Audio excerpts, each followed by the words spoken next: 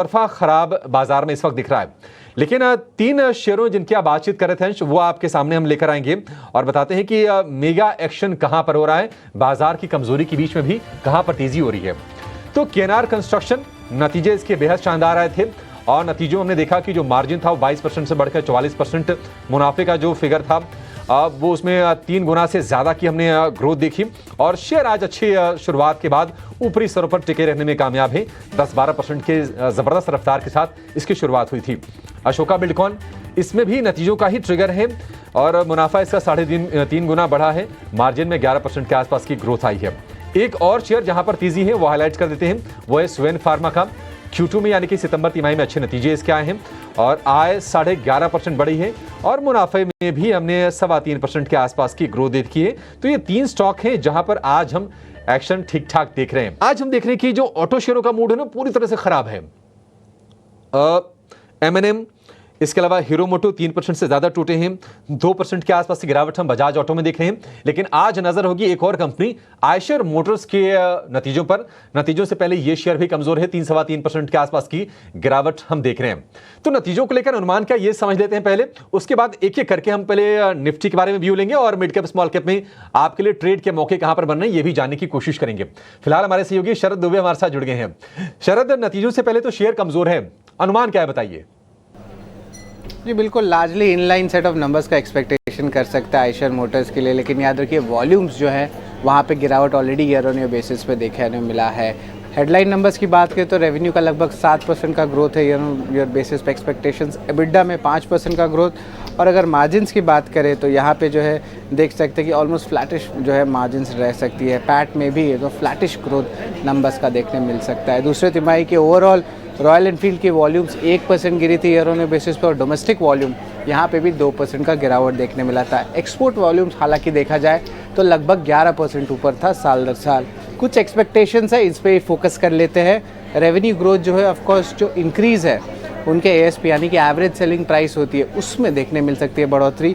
Product mix और अच्छे realisation के कारण मार्जिन्स को थोड़ी सपोर्ट मिल सकती है, लेकिन वहीं ऑफसेट भी कर सकती है क्योंकि एड स्पेंड्स इस बार ज़्यादा हुए हैं क्योंकि ऑफकोर्स फेस्टिव सीजन का क्वार्टर भी था।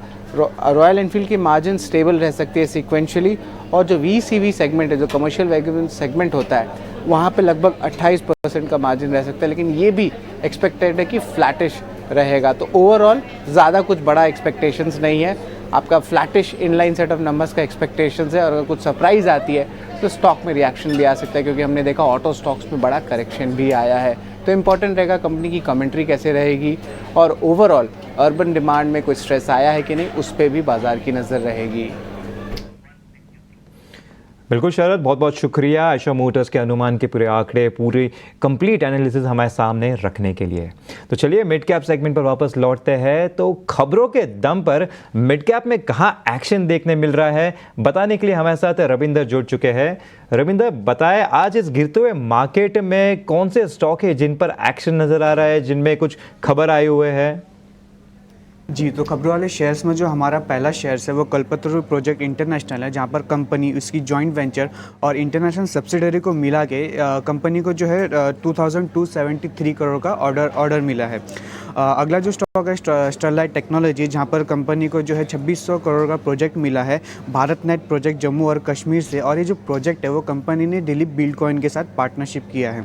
अगला जो स्टॉक है नज़ारा टेक्नोलॉजी, जहां पर नज़ारा टेक्नोलॉजी जो कि एक लीडिंग गेमिंग और स्पोर्ट्स मीडिया प्लेटफॉर्म है, उन्होंने ONDC नेटवर्क के साथ एक पार्टनरशिप किया है जिससे कि कंपनी जो है G-कॉमर्स प्लेटफॉर्म इंडिया में लॉन्च करने वाली है।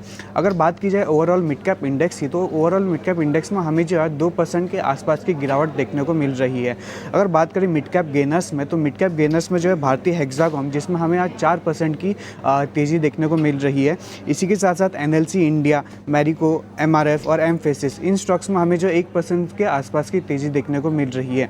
अगर बात करें मिड कैप लूजर्स की, तो मिड कैप लूजर्स में कोचिन शिपयार्ड, बायोकॉन लिमिटेड, बंधन bank, Cummins India and Prestige estate, in stock में हमें जो है सेलिंग देखने को मिल रही है। बिल्कुल रविंदर, बहुत बहुत शुक्रिया पूरे खबरों वाले शेयर देने के लिए।